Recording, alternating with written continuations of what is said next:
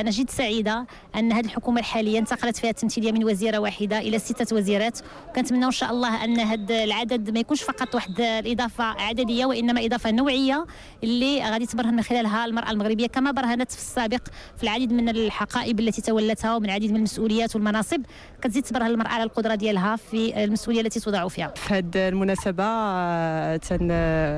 أريد أن أستغل هذه الفرصة لتهنئة المرأة المغربية على العيد الوطني للمرأة المغربية اليوم، والذي هو في حقيقة فرصة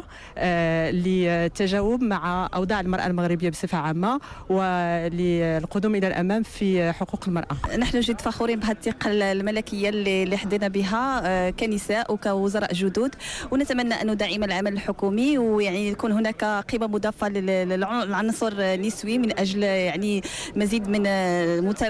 مواصلة أوراش الإصلاح وتفعيل الديمقراطية والسليم اللي من ضمن الدستور، وبالخصوص شق المناصفة والمساواة ما بين الجنسين. وهذا شرف كبير بالنسبة للمرأة المغربية،